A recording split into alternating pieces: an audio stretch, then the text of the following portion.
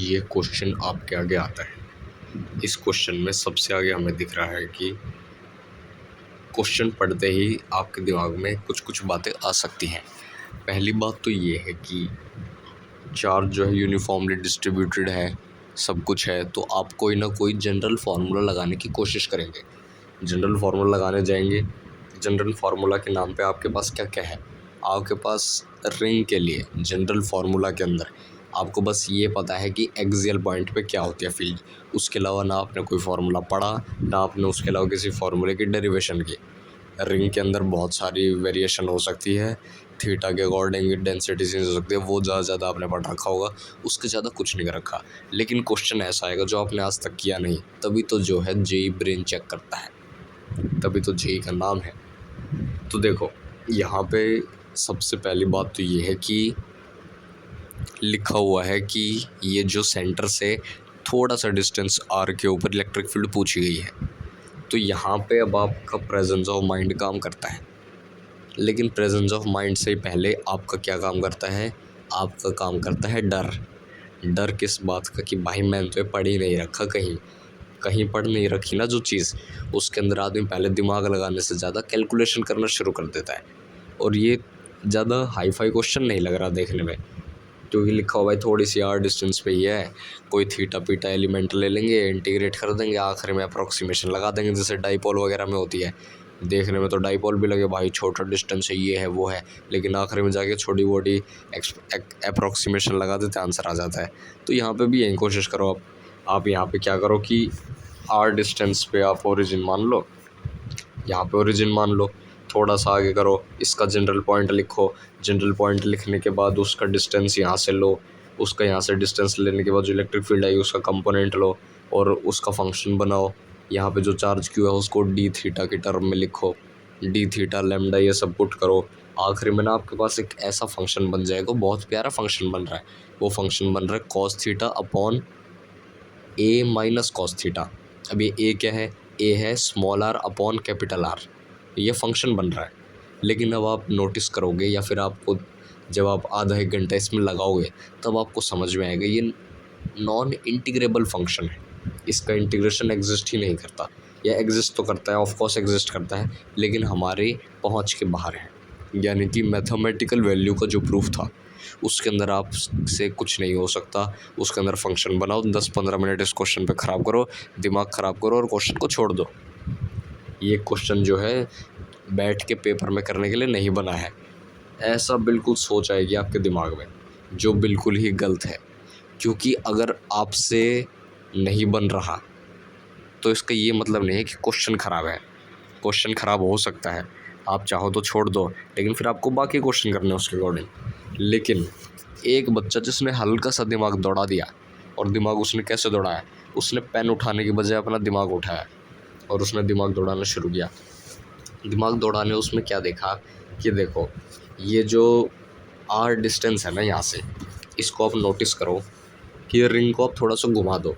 मान लो ये रिंग इस प्लेन में है, इसको मैंने ऐसे घुमा दिया क्लॉकवाइज एंटी क्लॉकवाइज, तो जो ये आर पॉइंट है ना, ये थोड़ा इधर हो जाएगा।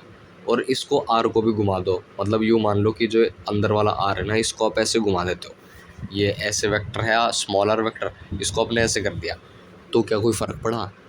रिंग तो अभी भी सिमेट्रिकल है उसी वे में, मतलब ये आर के अबाउट दोनों साइड सिमेट्री है। थोड़ा सा घुमाओगे तो भी सिमेट्री रहेगी, कितना भी घुमा लो सिमेट्री रहेगी। यानी कि आपको ये समझ में आता है कि ये जो आर है ना, आर डिस्टेंस के यहाँ पे एक छोटा और सर्कल बना दो, वो इक्विपोटेंशियल सरफेस है। अब कहोगे इक्विपोटेंशियल कैसे? देखो भाई, इलेक्ट्रिक फील्ड सेम है, सारे पॉइंट पे इलेक्ट्रिक फील्ड सेम है। सेम इलेक्ट्रिक फील्ड का जो पॉइंट्स होते हैं उनके लोकस को ही तो हम इक्विपोटेंशियल सरफेस बोलते हैं। हालांकि उनके जो इक्विपोटेंशियल सरफेस होते हैं उसके अंदर सेम पोटेंशियल होना चाहिए, लेकिन अगर इलेक्ट्रिक फील्ड सेम है हर पॉइंट पे तो फिर, और इलेक्ट्रिक फील्ड जो है परपेंडिकुलर भी है। मज़े की बात। अब आप कहोगे भाई परपेंडिकुलर कैसे? तो देखो यहाँ पे बेटा कि ये जो पॉइंट चार्ज है इसके ही mirror image about this vector small r vector, इसके मिरर इमेज एक पॉइंट है, इसकी वजह से इलेक्ट्रिक फील्ड इधर, मिरर इमेज वाली की वजह से इस साइड में, दोनों का resultant along the minus r vector.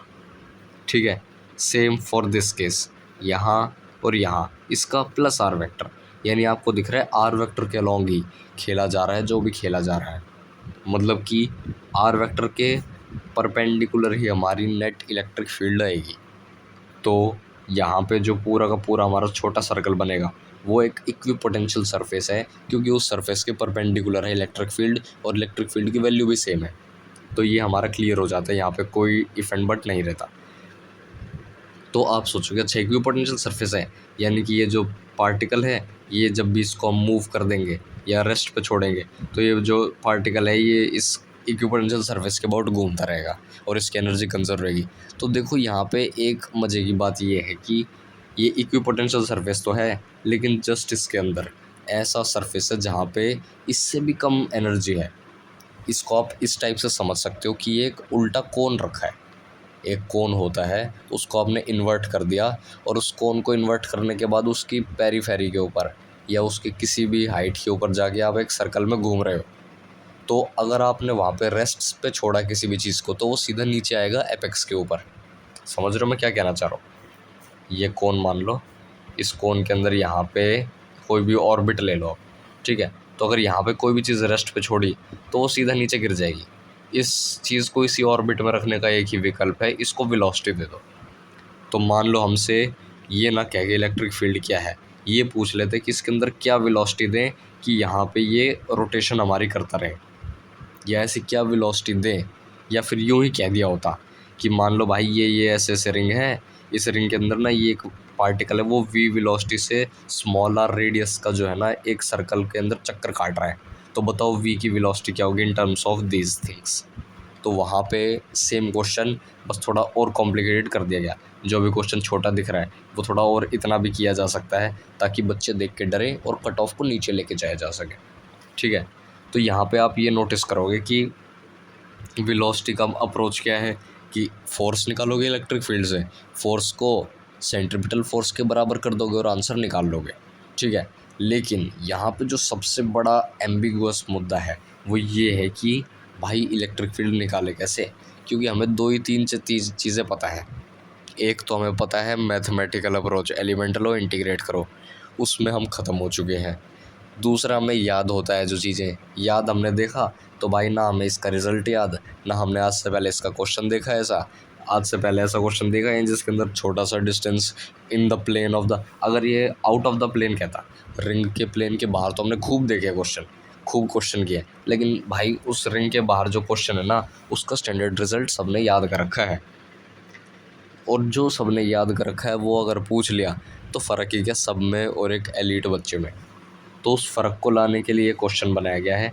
तो यहाँ पे देखो इन्होंने वैसे लिख रखा है hint you may use the Gauss law, लेकिन नहीं भी लिखी होती तो भी आपके पास 3 तरीके से ज़्यादा नहीं है।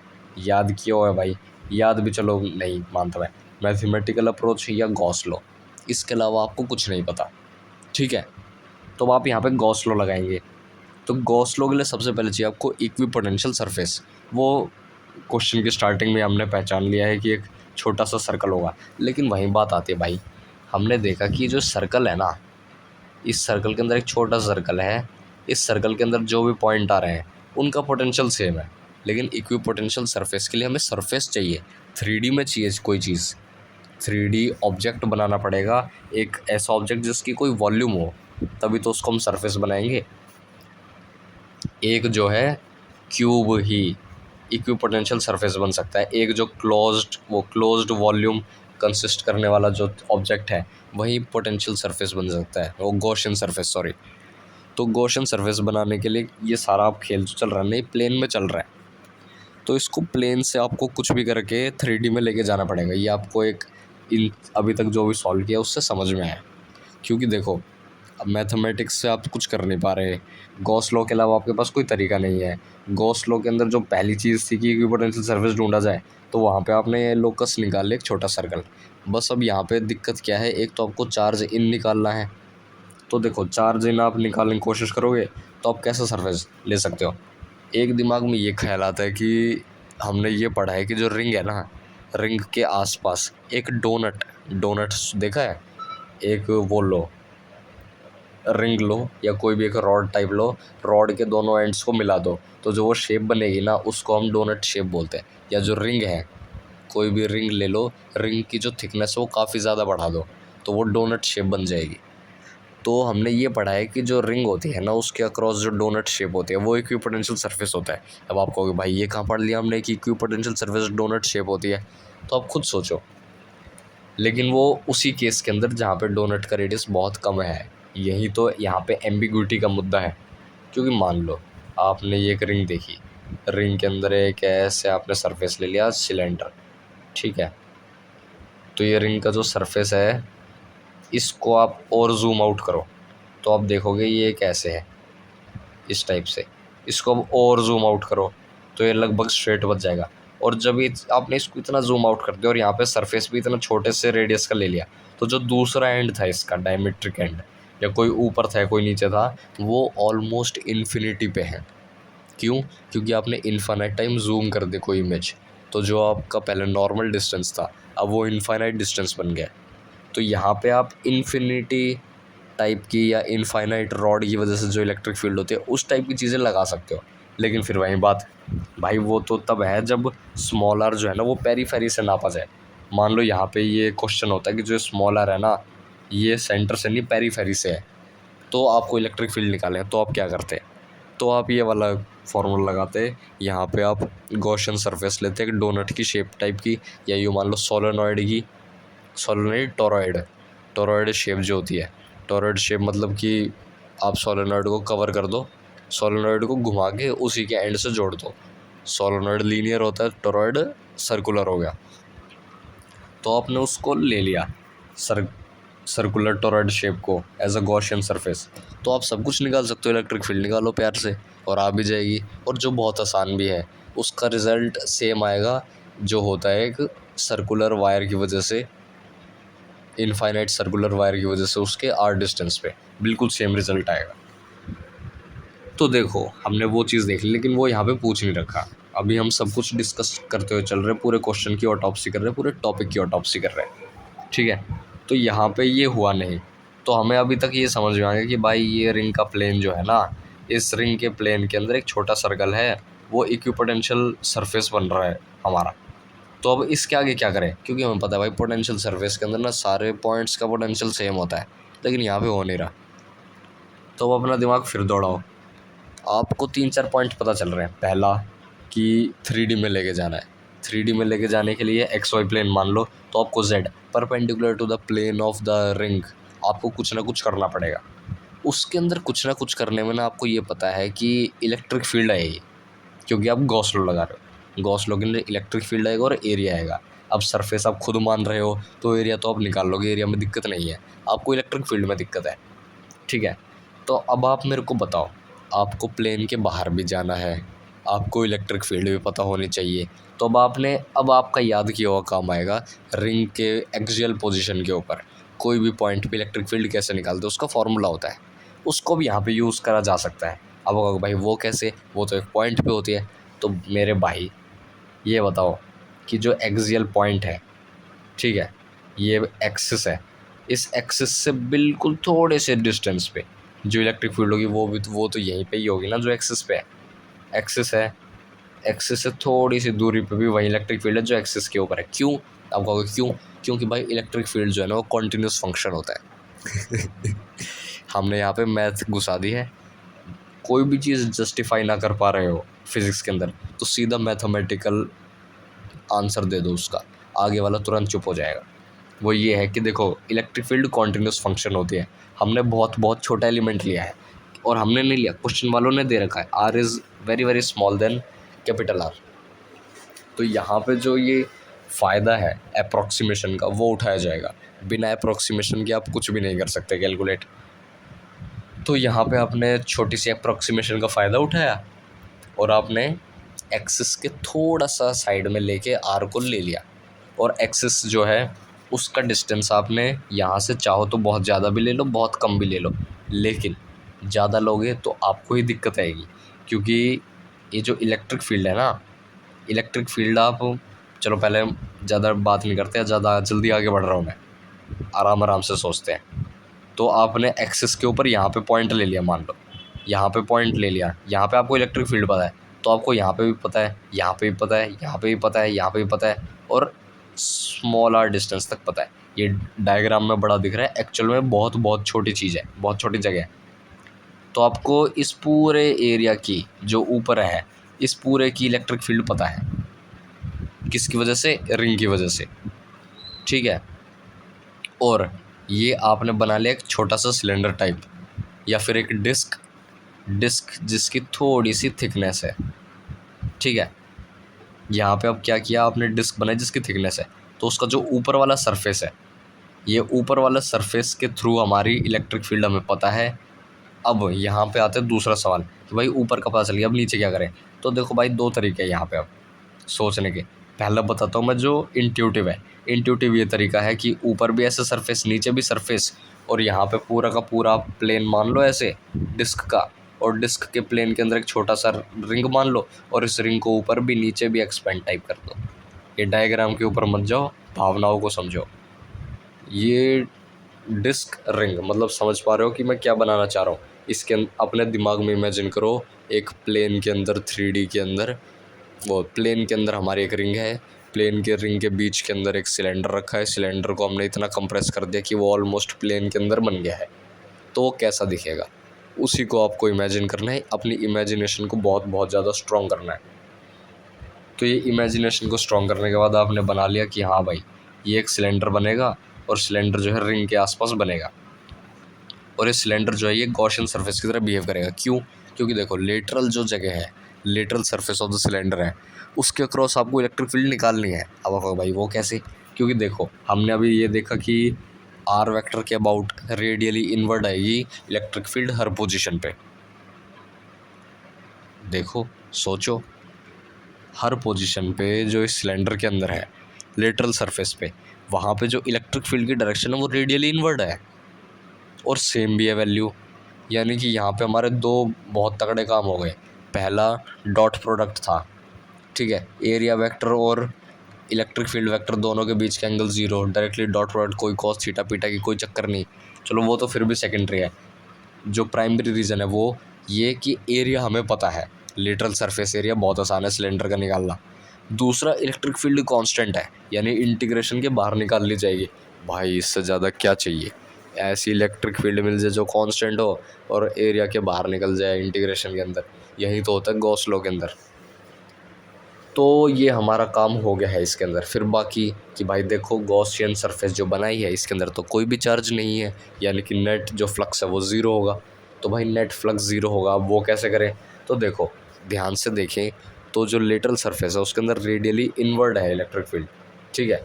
तो जो लेटरल इनवर्ड इलेक्ट्रिक फील्ड है उसको आप पॉजिटिव मान लो कोई भी चीज़ अगर रेडियली इनवर्ड जा रही है इस सरफेस के अंदर तो पॉजिटिव है, तो रेडियली आउटवर्ड जा रही है तो नेगेटिव होगी। क्योंकि जो गॉसियन सरफेस होते हैं ना, गॉसियन सरफेस में दो ही डायरेक्शन होती है, उसमें लेफ़्ट राइट, ऊपर नीचे या दाएं बाएं ऐसा कुछ नहीं होता। उसमें दो ही टाइप के होती है सरफेस, या सरफेस नहीं, दो ही टाइप के वेक्टर की डायरेक्शन होती है। पहला होता है इनसाइड द सरफेस, दूसरा आउटसाइड द सरफेस, या यूँ कहो pointing out of the surface and Poynting inside of the surface. तो ये जो दो डायरेक्शंस हैं इनका हम यूज़ करते हैं। तो जो लेटरल वाला है वो है इनसाइड की तरफ, और जो ऊपर वाला है इसको क्या कहेंगे? कर्व्ड सरफेस होता है, और एक कर्व्ड सरफेस एरिया और एक लेटरल सरफेस एरिया, याद नहीं आ रहा क्या टर्म होती है इसकी।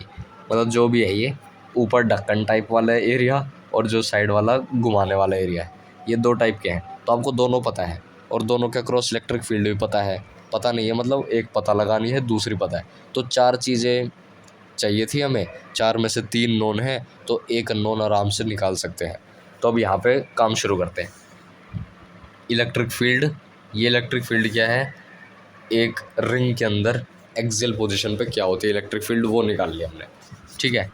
यहाँ पे इलेक्ट्रिक फील्ड एक्सियल पोजीशन में निकाल ली, आर वगैरह के टर्म में देख लो, कोई इसमें एम्बिग्यूटी नहीं होनी चाहिए।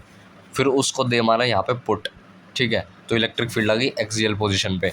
एक्सियल पोजीशन में जो इलेक्ट्रिक फील्ड आई वो आएगी perpendicular to the plane of ring, तो perpendicular to the plane of ring ये वाला सरफेस है, ये सरफेस जो है स्मॉल आर रेडियस का है, और ऊपर की तरफ जाके यहाँ पे हमने एक सिलेंडर का ऊपर का ढक्कन माना हुआ है। तो ये जो ढक्कन है इसका एरिया कितना है, पाई आर स्क्वायर। ऐसे दो ढक्कन है, ऊपर भी नीचे भी। क्यों? क्योंकि हमने सिमेट्रिकल मान रखा है along the plane of ring के भी। मतलब एक सिलेंडर था, एक मान लो बड़ा सा सिलेंडर था, बड़ा सा सिलेंडर रिंग के बीच में रखा था, उसको इतना कंप्रेस कर दिया, सिलेंडर को इतना कंप्रेस कर दिया कि ना के बराबर हाइट है उसकी, तो वो चक्कर हो रहा है यहाँ पे। ठीक है, तो उसके बाद यहाँ पे इलेक्ट्रिक फील्ड पता है, पाई आर स्क्वायर हमारा एरिया हो गया, इंटू 2 कर दिया, ऊपर सरफेस नीचे सरफेस, इक्वल टू। अब यहाँ पे हम यूज़ करते हैं अपनी जो इलेक्ट्रिक फील्ड निकालनी है उसको। तो जो इलेक्ट्रिक फील्ड निकालनी है उसको यूज़ करते हुए हम देखते हैं कि ई डैश इलेक्ट्रिक फील्ड जो निकालनी है into 2 pi R. 2 pi R क्या है, इस सिलेंडर का क्या कहूँ यार, पेरीमीटर टाइप, ये जो कर्व्ड सरफेस एरिया का पेरीमीटर है वो, इंटू 2h। h है इसके प्लेन से लेके टॉप मोस्ट पॉइंट तक, इंटू 2h। इंटू 2h जो है ये हमने कर दी हाइट, ये है तो इसका पूरा हो गया ये एरिया, इसको किया मल्टीप्लाई करके ये आया, इसके अंदर पुट कर दिया, ये आ गया। अब ये थीटा जो है, थीटा हमने इनिशियली माना था ये वाला, लेकिन ये आएगा tending to π/2, tending to 90 degree. और किसी भी चीज़ के अंदर ना टेंडिंग टू 90 डिग्री वाली जो चीज़ है ना वो हमें थोड़ी कम समझ में आती है, उसमें सिली मिस्टेक के चांस ज़्यादा होते हैं करने को। आप कहोगे नहीं भाई मेरे को समझ में आती है, भाई मैंने मैथ्स पढ़ रखी है, भाई मैं यूँ, भाई वो मैं। लेकिन पता है बात क्या है, ये ना पेपर में आपको पता नहीं चलेगा और वो आपकी सिली मिस्टेक हो जाएगी। आप कॉस थीटा को थीटा लिख दोगे गलती से, आप साइन थीटा को थीटा लिख दोगे गलती से। हालांकि थीटा जब 0 होता है तभी लिख सकते हो, लेकिन आपने गलती की और आपने कॉस थीटा को 1 की बजाय थीटा लिख दिया, साइन थीटा को 1 लिख दिया, किसी को कुछ लिख दिया, किसी को कुछ लिख दिया, सिली मिस्टेक कर दी। तो हमेशा ये बात ध्यान रखना कि जहाँ पे बहुत ज़्यादा कैलकुलेशन हो, देखो अब यहाँ पे क्या है, कैलकुलेशन थोड़ी कम है, दिमाग लगाना ज़्यादा है। लेकिन मान लो किसी क्वेश्चन के अंदर कैलकुलेशन भी ज़्यादा है, दिमाग भी ज़्यादा है, तो उधर ना ऐसी चीज़ें पकड़ो जो आपने बहुत बार कर रखी है, स्टैंडर्ड चीज़ें। उस टाइम पे पलटी मत मारो कैलकुलेशन बचाने के चक्कर में। कभी ये सोचो नहीं भाई मैं शुरू से इसमें करता आ रहा हूँ, अभी भी इसमें ही करूँगा, आखिरी मोमेंट तक उसमें ही करूँगा, और आप ऐसी चीज़ उठा लो जो आपने आज से पहले बहुत कम प्रैक्टिस की है। क्योंकि देखो एंगल टेंडिंग टू 0 के अंदर आपने खूब क्वेश्चन डील किए होंगे, कम से कम बहुत ज़्यादा क्वेश्चन डील किए होंगे, ठीक है। लेकिन 90 वाले उतने नहीं किए होंगे, 45 वाले और कम होंगे, 30 वाले और कम होंगे, ना के बराबर होंगे। तो अगर आप पेपर के दौरान 30 वाले उठाओगे तो चांसेस ज़्यादा है आपकी गलती होने के, क्योंकि उसके अंदर ना आपका रिफ्लेक्स काम नहीं करेगा, आपकी सारी प्रैक्टिस एक टाइप से पानी में गई। तो आपको कोशिश करनी है कि आप ऐसी चीज़ें उठाओ जिसके अंदर आपकी प्रैक्टिस पानी में ना जाए। तो यानी कि एंगल इक्वल टू 0 डिग्री पे खेलो, फ़ायदे में रहोगे। तो हमने यहाँ पे कॉस को थीटा को π/2 माइनस थीटा किया, साइन को कॉस को साइन में बदला और ये फंक्शन बना दिया। इस फंक्शन के अंदर साइन थीटा, अब एच क्या है, एच होगा यहाँ पे, ये देखो ये इस टाइप से था, ये इस टाइप से था, ये है स्मॉल आर और ये है पूरा कैपिटल आर, ठीक है। Small R minus capital R into H upon small R minus capital R, मतलब उल्टा कर दिया, equal to tan theta according to this, ठीक है। तो theta small R very small, तो कैपिटल आर लिख दो, तो h equal to R tan theta लिख दोगे, tan थीटा को थीटा लिख सकते हैं, तो e into R tan theta, वापस थीटा लिख दो, equal to q upon sine theta को थीटा लिख दो, theta cos theta 1 2 4 8 pi epsilon naught R Q. ये आ गया हमारा final answer, option number C. गलत जवाब बेटा, गलत जवाब। अब कहोगे भाई अब क्या हो गया, अब तो सब कुछ हमने ठीक किया है, अब कौन सी गलती हो गई। देखो सोचो, पॉज करो वीडियो को और सोचो कहाँ गलती हो सकती है। आपसे गलती हो गई है अजम्पशन के अंदर। आपने क्या ज्यूम कर लिया कि ये जो ई डैश है ना ये कांस्टेंट है, यूनिफॉर्म है और ये यहाँ से लेके यहाँ तक थ्रू आउट द जर्नी हमारा सेम चल रहा है, और हम इसकी मिड पॉइंट वैल्यू ले लेंगे और हम इसको सॉल्व कर देंगे और ये सॉल्व हो जाएगा। तो देखो बेटा, आपने यहाँ पे ही गलती कर दी है। पता है क्यों? क्योंकि ना आपने ऐसा सरफेस ले लिया जिसका मिड पॉइंट ही हमारा in the plane of the ring ही आ रहा है। मैं आपसे पूछूं कि आप अब ऐसा सिलेंडर लो जिस सिलेंडर के अंदर ना दोनों ढक्कन ना हो, सिर्फ एक साइड का ढक्कन हो। समझे मेरी बात? जो भी एग्जिस्टिंग जिस पे हम खेल रहे थे इतनी देर से, उसको ही बीच से काट दो और जो प्लेन ऑफ द रिंग आएगी उस रिंग के प्लेन के अंदर जो फ्लक्स होगा वो ज़ीरो होगा। अब क्या कहा मैंने? वापस देखो, ये जो प्लेन है रिंग का, इसी प्लेन के अंदर जो कट हुए सिलेंडर का नीचे वाली लिड होगी उसके ऊपर फ्लक्स ज़ीरो होगा। क्यों? क्योंकि भाई सेम ही प्लेन में है, सेम ही प्लेन में है, सिमेट्रिकल है, तो ज़ीरो हो गया हर चीज़, उसमें तो कोई डिबेट की बात ही नहीं है। और उसके अंदर ये जो हाफ़ है ये हाफ़ कट गया क्योंकि एक ही ढक्कन लिया हमने। यहाँ पे 2H का H रह गया। ठीक है, आंसर सेम आएगा। सेम आएगा या नहीं आएगा? आप कहोगे भाई बिल्कुल आएगा। तो अब मैं ये क्यों कर रहा हूँ? तो देखो, मैं ये इसके 2-3 कारण हैं। पहला कारण ये कि जो इलेक्ट्रिक फील्ड है ना, इलेक्ट्रिक फील्ड आप देखोगे यहाँ पे ना थीटा का फंक्शन है, और यहाँ पे भी जो H है ना वो भी थीटा का फंक्शन है। तो यहाँ पे आप देख पा रहे हो कि आपने थीटा के फंक्शन को लेने में दिक्कत कर दी ना, तो आपका आंसर गड़बड़ हो जाएगा।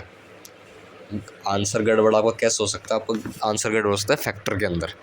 जैसे आपका 1/4 का 1/8 आ गया, 1/4 का आपका 3/4 आ गया, 8 का 7 आ गया, कुछ आ गया, कुछ आ गया, कुछ भी हो सकता है। लेकिन अगर आपसे प्रोपोर्शनैलिटी देखो, मान लो ये सिर्फ ये पूछा होता कि ये किसके प्रोपोर्शनल है, आर के, आर स्क्वायर के, 1/r के, आर क्यूब के, तो आप इसका सीधा आंसर मारते यहाँ पे बिना सोचे समझे प्रोपोर्शनल टू आर।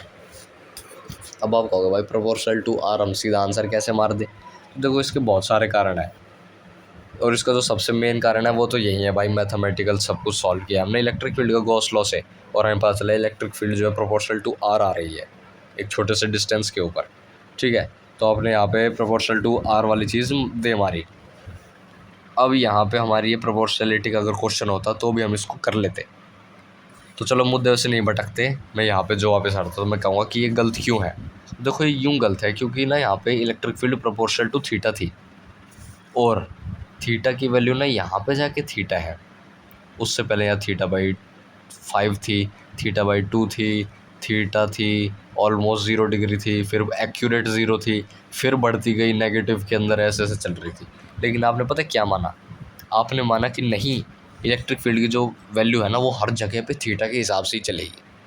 आपने ये मान लिया, तभी तो आपने ये E2πr/H cos थीटा, आपने एक टाइप से ये मान लिया कि जो सारी की सारी इलेक्ट्रिक फील्ड है ना उसकी वैल्यू कांस्टेंट है इस डायरेक्शन के अंदर, और वो सारे जो है ना वो r tan थीटा के बराबर H जो है ना ये वाला पॉइंट, इसके ऊपर जो इलेक्ट्रिक फील्ड है वहीं इलेक्ट्रिक फील्ड इधर है, वहीं इलेक्ट्रिक फील्ड इधर है, वहीं इलेक्ट्रिक फील्ड इधर है, और वहीं हर जगह। लेकिन ऐसा है नहीं। अब आप कहोगे भाई क्यों नहीं है? तो कर क्या है कि ना क्या चाहता है, तो दिमाग ख़राब कर रहा है, ये है वो है।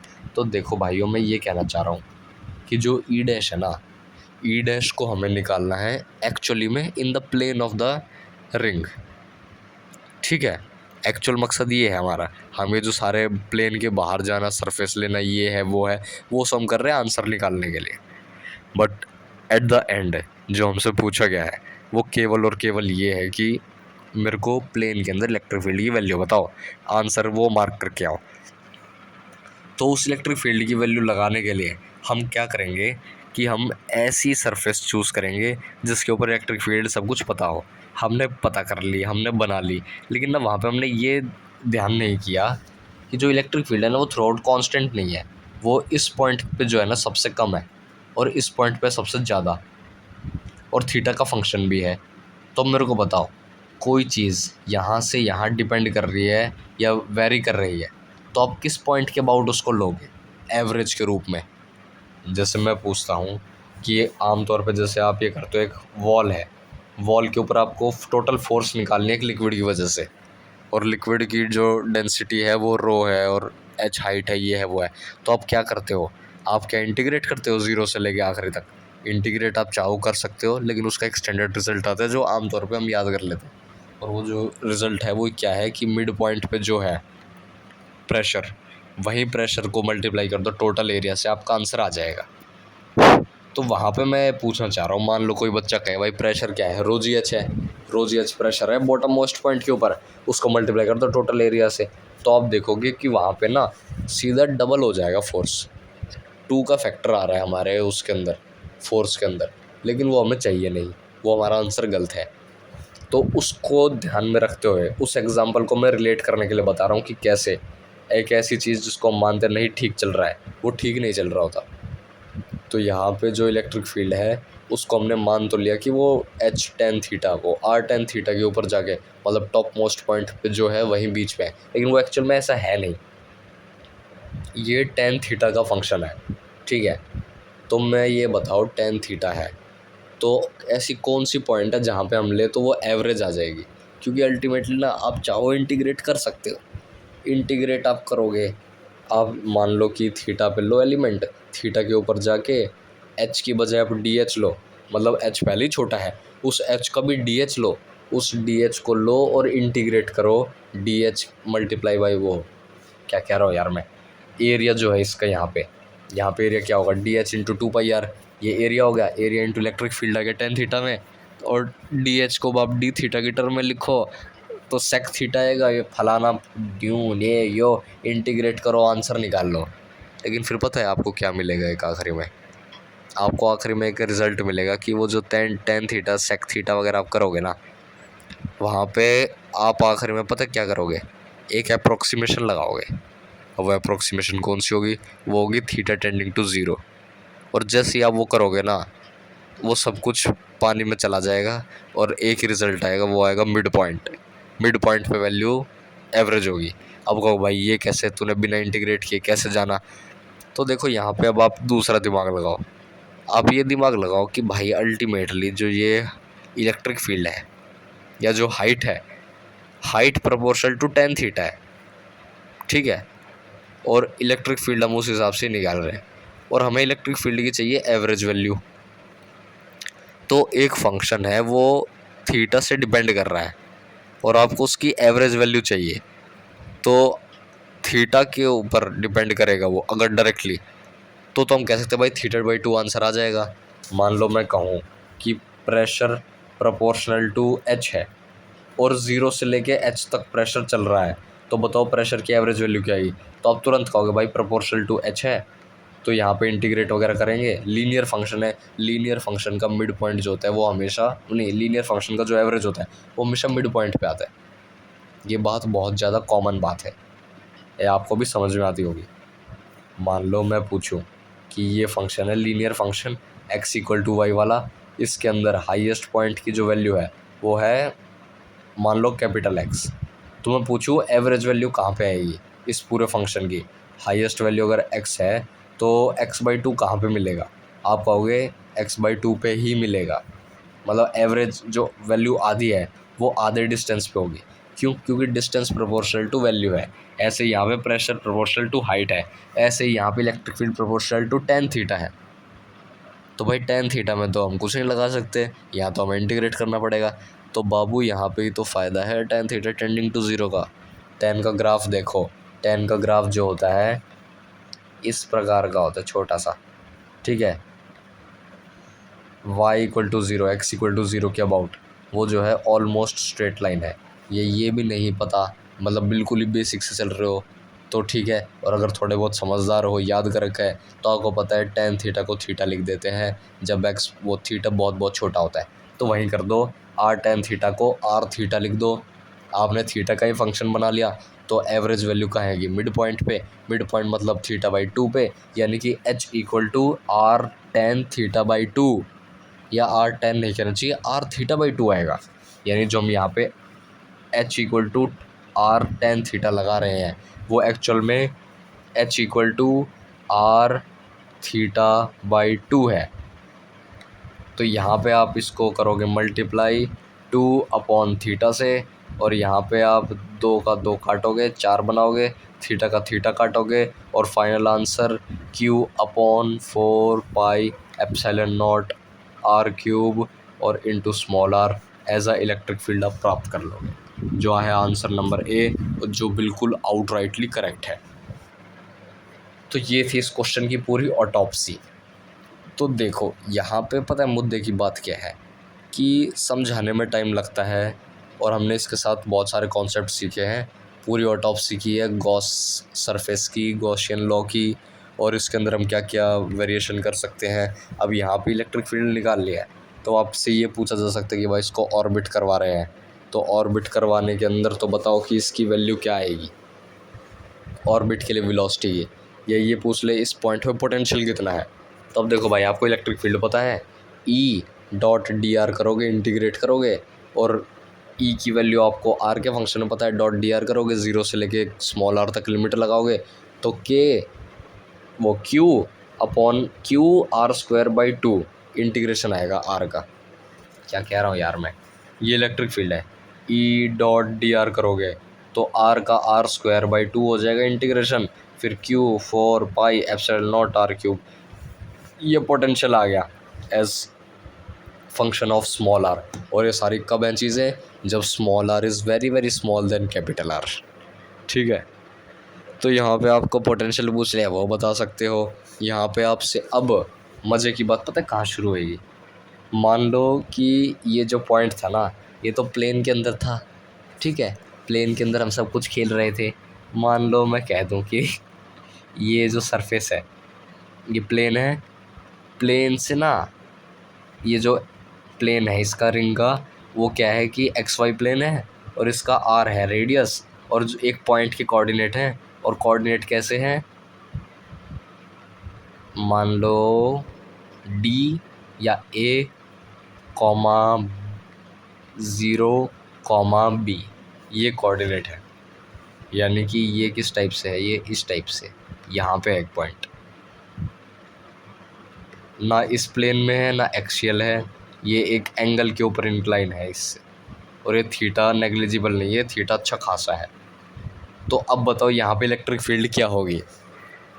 तो देखो यहाँ पे कुछ नहीं करना, जो ये एच है हाइट है, इस हाइट के ऊपर जाके आपको इलेक्ट्रिक फील्ड पता है इस डायरेक्शन में, इस डायरेक्शन में आप निकाल लोगे जो आपने उसमें देखा है, तो इस डायरेक्शन में निकाल लोगे, यहाँ का आपको पता है, तो आप फाइनल इसको आंसर निकाल सकते हैं। तो आप कहोगे भाई मैं यहाँ कैसे निकालूंगा, इस पॉइंट पे कैसे निकालूंगा। तो देखो आपको जिस भी पॉइंट पे इलेक्ट्रिक फील्ड निकाल लेना वो पॉइंट होना चाहिए मिड पॉइंट। मैं अब क्या कह रहा हूँ, मैं ये कह रहा हूँ कि मान लो आपसे पूछा जाता कि ये प्लेन ऑफ द रिंग नहीं है, इसके अंदर कुछ स्मॉल हाइट पे जाके आपको बतानी है कि कितनी आएगी इसके अंदर इलेक्ट्रिक फील्ड। तो स्मॉल हाइट पे इलेक्ट्रिक फील्ड निकालने का सबसे अच्छा तरीका ये है कि वो जो स्मॉल हाइट है उस स्मॉल हाइट के आप दे मारो कंपोनेंट। क्या कह रहा हूँ भाई मैं, कंपोनेंट स्मॉल हाइट के नहीं मारने आपको करने हैं इलेक्ट्रिक फील्ड के कंपोनेंट्स। और उसके अंदर आप कैसे करोगे इलेक्ट्रिक फील्ड के कंपोनेंट्स, एक्सियल आपको पता है, ठीक है, और आपने जो ये इक्वेटोरियल है, इक्वेटोरियल मतलब जो अलोंग द प्लेन है, आपने इसके लिए इतनी सारी जद्दोजहद की, तो आपने दोनों निकाल लिए। तो इन दोनों को निकालने के बाद आपने यहाँ पे इस पॉइंट पे यहाँ पे सरफेस बनाया, और सरफेस इस प्रकार बनाया कि जो ये छोटी सी पॉइंट है ना, ये छोटी सी पॉइंट इसकी मिड पॉइंट आ गई। तो मिड पॉइंट क्या है, एवरेज वैल्यू वही वाला फंडा जो अभी हमने सीखा। लेकिन वो सारी बातें भी तभी हैं जब ये थीटा बहुत छोटा हो। मान लो थीटा छोटा नहीं है, फिर क्या करेंगे। तो देखो फिर आपको अपना वापस ज़ीरो से लेके प्रेजेंस ऑफ माइंड शुरू करना पड़ेगा। हाँ, तो मैं कह रहा था आपको ज़ीरो से लेकर वापस प्रेजेंस ऑफ माइंड शुरू करना पड़ेगा। उसके लिए क्या, मान लो ये जो थीटा है, ये थीटा मान लो एग्जांपल 30 डिग्री है, 60 डिग्री है, 45 डिग्री है, या कोई और 37 डिग्री 57 जो नोन है हमारे वो दे दिया। तो वहाँ क्या करोगे, तो देखो वहाँ पे ये फ़ायदा है कि आपको अलोंग द प्लेन जो है उसका फंक्शन आपका ये बन गया, ठीक है, उसका फंक्शन आप मतलब ये आपने तरीका सीख लिया है। इस तरीके को आप कभी भी इम्प्लीमेंट करके तुरंत आप इसका आंसर निकाल सकते हैं वापस। बस ये याद रखना कि भाई यहाँ पे मिड पॉइंट का जो है थोड़ा चक्कर बन जाता है। तो ये यहाँ पे इस डायरेक्शन में आपको पता है इलेक्ट्रिक फील्ड, और ये जो स्मॉल आर डिस्टेंस है, स्मॉल आर इसका कॉस थीटा है, तो साइन थीटा निकाल के आप हाइट भी निकाल सकते हैं, हाइट निकाल सकते हैं। तो आप यहाँ पे हाइट पुट कर सकते हैं, थीटा पीटा पुट कर सकते हैं। तो ध्यान रखो ये थीटा पीटा और जो ये थीटा पीटा गिवन है ये अलग अलग होंगे। तो यहाँ पे आप हाइट निकालोगे, यहाँ पे फिर आप प्योर ज्योमेट्री से खेलना शुरू करोगे और ऐसे खेलोगे कि हमें नई चीज़ें इम्प्लीमेंट करनी पड़े, पुराना कुछ याद नहीं है, और ये ऑन द स्पॉट स्पीड में करना पड़ेगा। तो ये हमें हाइट पता है, ये हाइट पता है। तो आप क्या करोगे, इस डायरेक्शन में इलेक्ट्रिक फील्ड निकालोगे और इसमें निकालोगे। इसमें निकालने के लिए एक्सियल पोजीशन वाला आपको फार्मूला पता है, वो यूज़ करोगे। इस पोजीशन में निकालने के लिए आपको ये स्मॉल आर वाला फार्मूला यूज़ पता है, इसको यूज़ कर लोगे। नहीं पता तो उसको ऑन द स्पॉट थोड़ा डिराइव करके देख लो, आपको तरीका पूरा पता है, डिराइव आप तुरंत कर लोगे और यहाँ पे आप इलेक्ट्रिक फील्ड निकाल लोगे। अब भाई यहाँ पे गॉसियन सरफेस कैसा बनेगा, तो देखो यहाँ पे बहुत ज़्यादा एम्बिगुअस सरफेस बनेगा। हालांकि ये हमें पता है कि बनेगा वो कुछ रिंग की तरह ही, रिंग ही बनेगी। वो रिंग बस इस रिंग के प्लेन के बाहर होएगी। मान लो ये रिंग है, वो रिंग इसके प्लेन के ऊपर ऐसे हो जाएगी, क्योंकि इलेक्ट्रिक फील्ड सिमेट्री है। क्योंकि ये तो हमने यहाँ पे कोई स्मॉलर जो है काफ़ी ज़्यादा छोटा है इसलिए तो बनाया नहीं है, ये तो प्योर सिमेट्री के बेसिस पे था इसलिए बनाया है। तो सिमेट्री को यूज़ करते हुए हमने यहाँ पे बना तो दिया, लेकिन बात क्या है कि यहाँ पे जो इलेक्ट्रिक फील्ड थी फिर वो प्योर ऊपर के डायरेक्शन में है, तो ये भी हमारा काम है। लेकिन वहाँ पे ना दिक्कत ये आ सकती है कि इलेक्ट्रिक फील्ड का जो कंपोनेंट है ना वो फिर एक इस प्रकार से हो जाएगा यहाँ पे। हालांकि रिजल्टेंट इसका ऊपर ही आएगा, नो डाउट आएगा, लेकिन वो रिजल्टेंट आएगा छोटा छोटा। आप देखोगे तो वो कहीं ना किसी एंगल पे इंक्लाइन होगा। लेकिन जेई देखो इतना भी अत्याचारी नहीं है, वो इतना ज़्यादा मुश्किल नहीं पूछी, ये ओलंपियाड के भी आसपास के सवाल हैं, इसके ऊपर ज़्यादा जाना मुश्किल है। तो ये इंक्लाइन है, तो इंक्लाइन को सॉल्व करने का यही रास्ता है भाई, कंपोनेंट में तोड़ो और मजे लो। तो कंपोनेंट में ली तोड़ा हमने, साइड वाले कंपोनेंट को हमने अभी ये डिराइव करके देख लिया, ये फॉर्मूला है, ऊपर वाले का पता ही है, तो नेट हमारा निकल जाएगा और नेट इलेक्ट्रिक फील्ड निकल जाएगी। फिर नेट इलेक्ट्रिक फील्ड के बाद अब भाई इसके अंदर आपको कुछ भी पूछे आप बता सकते हो। मान लो पूछे कि मैग्नेटिक फील्ड कितनी अप्लाई करें, कि ये जो वेलोसिटी थी इसके अंदर रोटेटिंग उसके अंदर कि वो जीरोज है। मान लो भाई मल्टीपल करेक्ट में दे दिया कि ये ऐसे सिस्टम है, इसके अंदर वी वेलोसिटी से एक पार्टिकल इसके अंदर रिवॉल्व कर रहा है और वो रिवॉल्व करने वाला पार्टिकल है, सब कुछ दे रखा है। फिर पूछ लेगा पहले ऑप्शन में मल्टीपल करेक्ट में कि भाई बताओ कि ये जो पार्टिकल है इसकी वेलोसिटी कितनी होगी, और ऐसे गंदे गंदे 4-5 ऑप्शन देगा, या फिर एक ही ऑप्शन देगा वो पता लगाओ, और उस ऑप्शन के अंदर 2 का 3 का 5 का फैक्टर अलग कर देगा, फंसाएगा आपको। फिर दूसरा क्वेश्चन कह देगा कि बताओ मैग्नेटिक फील्ड का मैग्नीट्यूड कितना रखें perpendicular to the plane of this ring, कि जो ये पॉइंट है रोटेटिंग वाला हमारी वो है बॉडी, ये रोटेटिंग बॉडी के अंदर हमारी rotating body along the tangent इसके अंदर स्ट्राइक कर दें आ जाके, या फिर इसकी जो वेलोसिटी इसके ऊपर नेट फोर्स है वो ज़ीरो हो जाए। बहुत सारे अलग अलग प्रकार के क्वेश्चन हो सकते हैं। ऐसा भी हो सकता है कि कितना रखे कि ये ऊपर उड़ जाए, ये है वो है, बहुत बहुत कुछ कर सकते हैं। लेकिन देखो इसका मर्म बस ये था इलेक्ट्रिक फील्ड क्या है निकालनी। तो ये ज़्यादा ही बड़ी वीडियो हो गई है, ज़्यादा ही ऑटोप्सी करती है, तो चलो अब इसको समाप्त करते हैं। और ये जो क्वेश्चन है ये लगभग 1 साल हो गया मेरे को, 1 साल के अंदर कम से कम 15-20 बार अटैम्प्ट किया और आज जाके हो पाया। 12th की स्टार्टिंग के अंदर पहला चैप्टर है, ये पहले चैप्टर का ही क्वेश्चन है। और ये बड़े से बड़े टीचरों को मैंने दिखाया, COE के अंदर भी दिखाया, जनकपुरी में भी दिखाया, PRT सर को भी दिखाया, हर किसी को दिखाया, कोई नहीं कर पाया इसको। और आखिरी में जाके वही है कि खुद ही करना पड़ता है, तो वो किया है। और ये best question, role model question.